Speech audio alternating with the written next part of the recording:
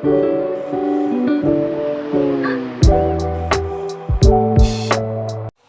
everyone. Let me introduce myself first.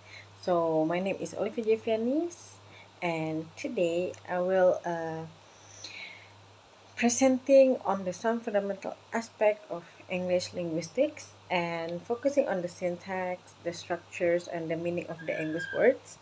And will include definitions, word classes, process, and number premise. By the end, I hope that is giving you a clearly picture of how language structures meaning through the syntax and the morphology. So I hope that this video can help you to understand the structures of English.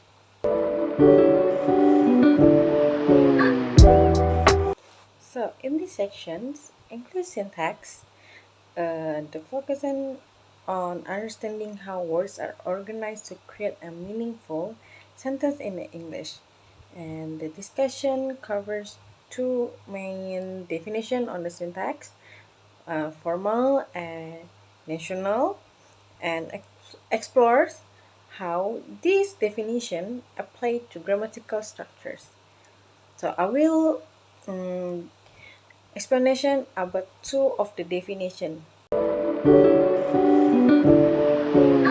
So I will explain the definition of the syntax is have the two, right? And it have a formal and the national one. So for the first one, I will explanation explain about the formal one. So in the formal way, there are approach a categories words based on their grammatical properties rather than their meanings. For the example, the word truck is a considered a noun because it can take a plural endings like such as ending as to from trucks. And this approach is a favorite in the modern linguistics because it provides a systematic and clear basis in for understanding words and for understanding words function in the sentence.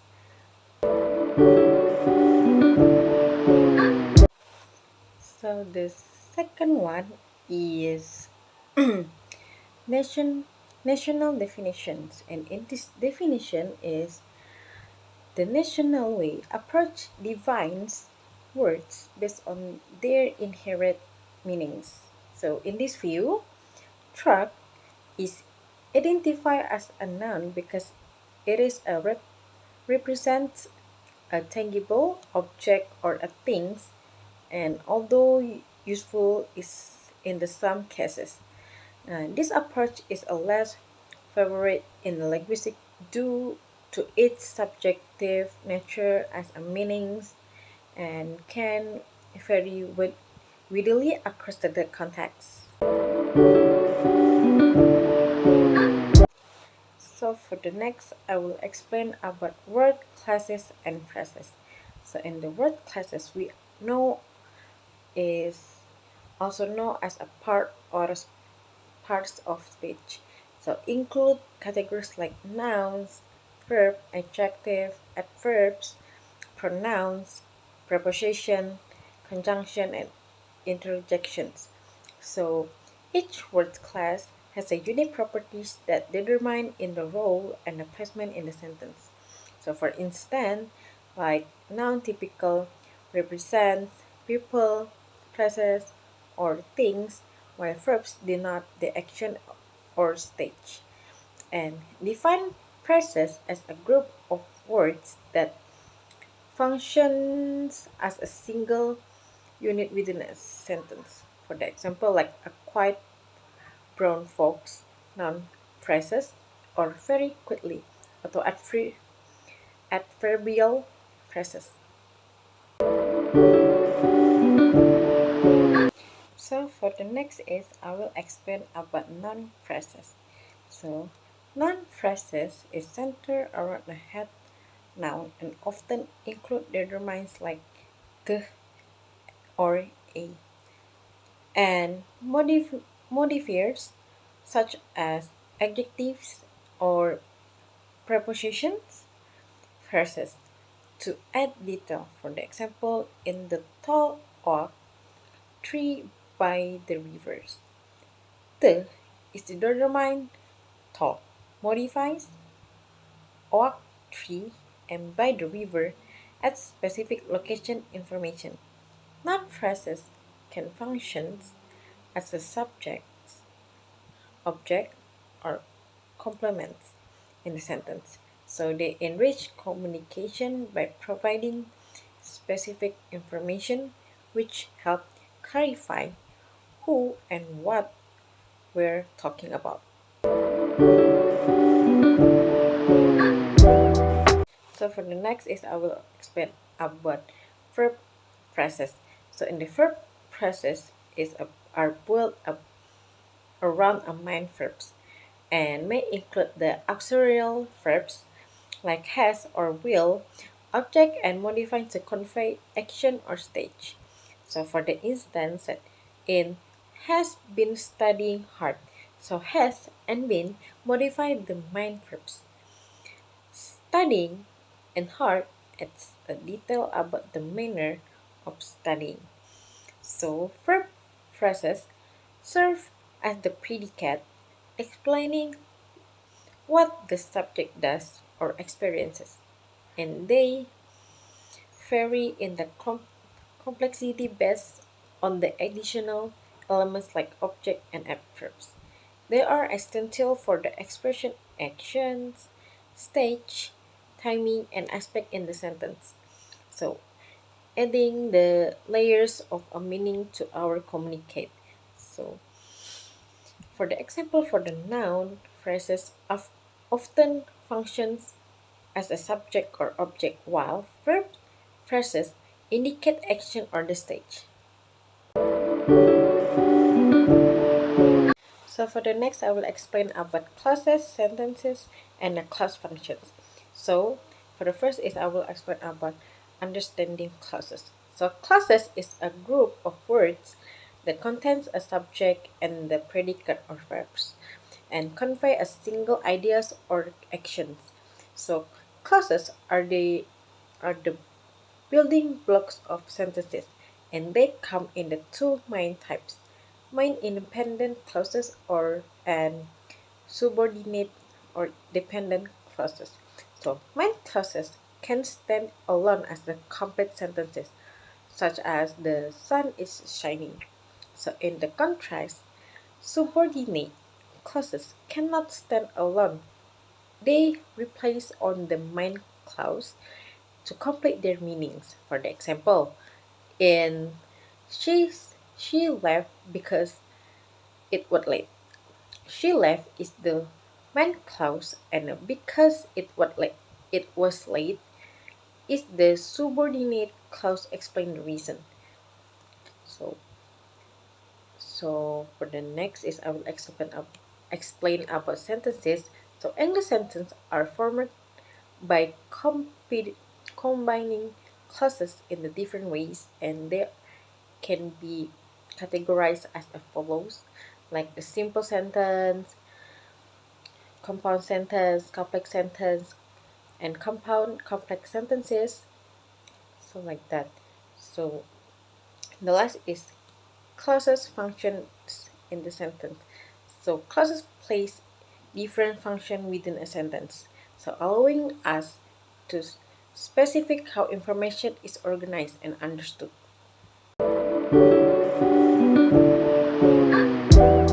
So for the next is main and subordinate clauses. So I will explain this. So a main clause or independent clause contains a subject and a verbs and expresses a complete tense, allowing it to stand alone as a sentence, like she finished her work.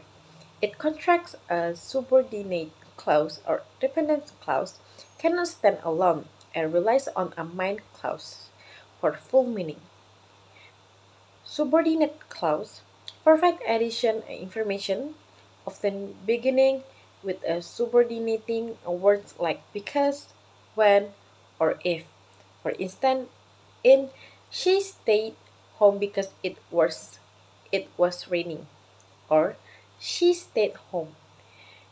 The main clause, while because it was raining, is the subordinate clause, giving the reason. So combining a main and a subordinate clause create a complex sentence, adding a detail and showing relationships such as time, reason, or condition between the ideas. Together they enable us to the construct nuance a sentence that convey a layered and meanings.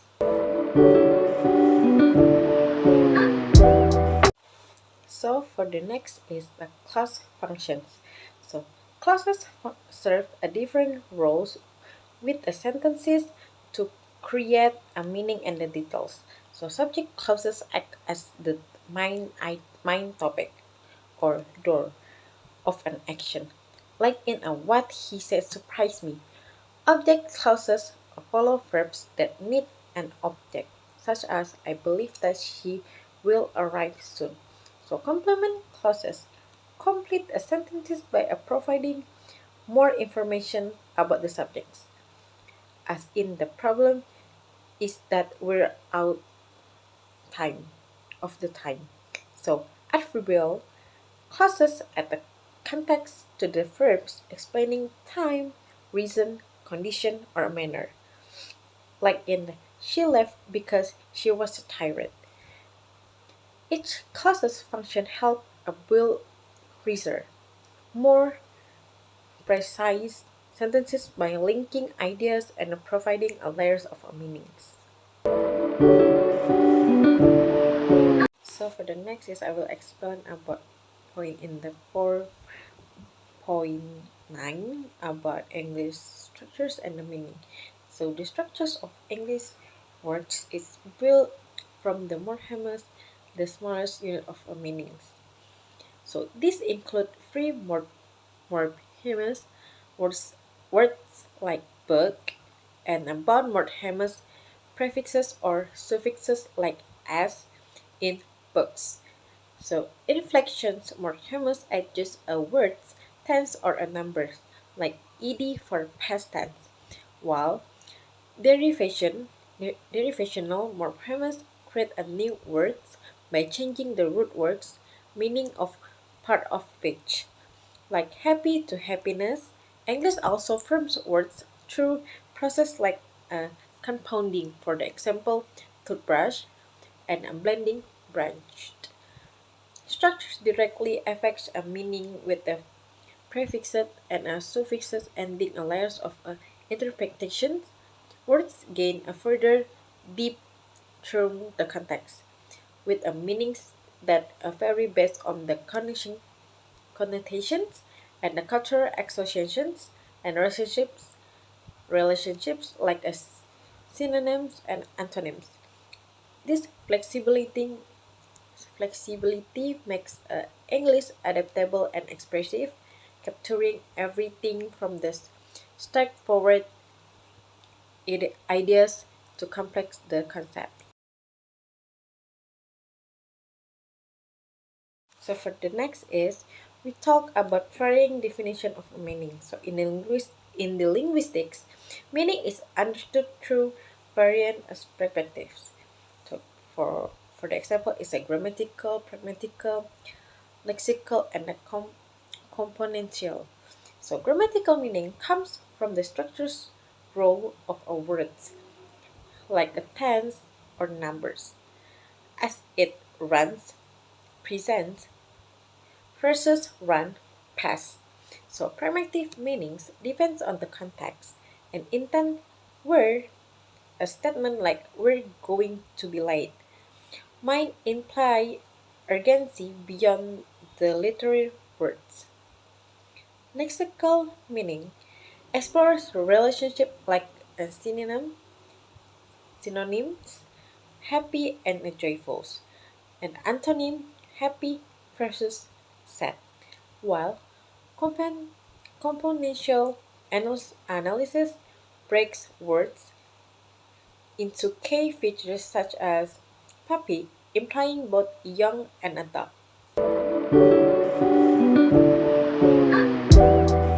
So for the next is the morphemes. A morphemes is the smallest unit of a meaning in the language, and they can be free or bound. So free morphemes like a dog or run stand alone, while bound morphemes like as, plural, or ing continuous must attach to another words.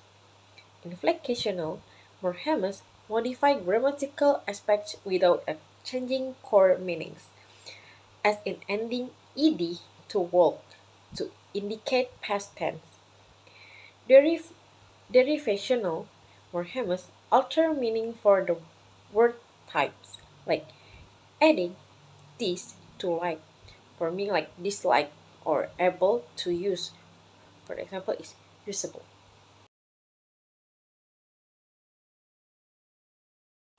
So for the next is free and bound morphemes. So I will explain this like free morphemes are standalone words with the meaning. So like dog, run, or happy, and can function independently in a sentence. So in the contracts, one morphemes need to attach to another morphemes to convey a meaning, as they can't stand alone. So they cannot stand alone. So bound morphemes include prefix like un in unru, and suffix like as in ducks or in the running. So while free morphemes are the main content words, bound morphemes modify meaning or grammatical role. So adding and nuance a true plurality, tense, and more and more. So for the next, and this is the last, I will explain about inflectionals and derivationals morphemes. Inflectionals and derivationals morphemes are types of bone morphemes that modify words differently. So inflectional morphs adjust words' grammatical functions, such as tense, numbers, or comparisons without changing its core meanings or part of speech. For instance, ending s to cat make it a plural, like cats, while ed in jumped indicates past tense. In the contracts, derivational morphemes can change a word's meaning or grammatical category. For the example, turns happy into the unhappy, opposite a meaning, and ness turn happy into the happiness, an adjective to a noun. So these morphemes enrich a language by enabling various word forms and meanings.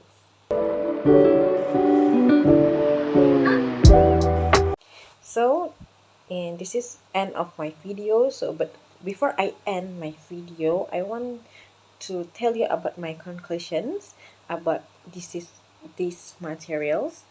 So my conclusion is the material thoroughly explored the intricate structures of English syntax and word formations, breaking down how language convey a meanings and support communications. It begins by examining syntax, which organize words into coherent sentences through both formal and national definitions. So the formal approach focuses on the grammatical rules to categorize words independently of their meanings, ensuring an objective, systematic classifications. Conversely, the national approach defines words based on inherent meanings, and through these methods can be more subjective. Together, these perspectives allow a multifaceted understanding of sentence constructions. And the discussion then moved into the morphemes, the smallest units of meanings within a word.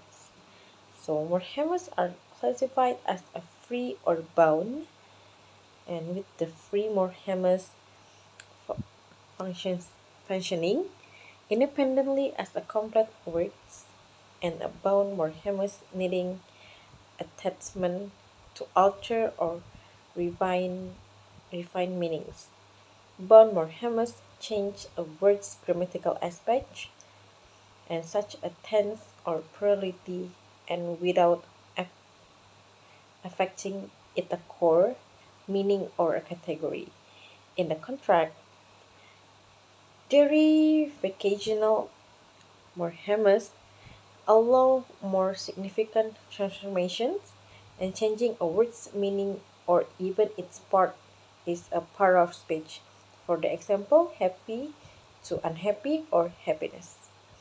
And the material also covers type of meanings that contribute to interpretation in a language, grammatical meaning, release on the structures, markers like a tense and a numbers like while pragmatic meaning considers a context social case and implied meaning beyond the literal word.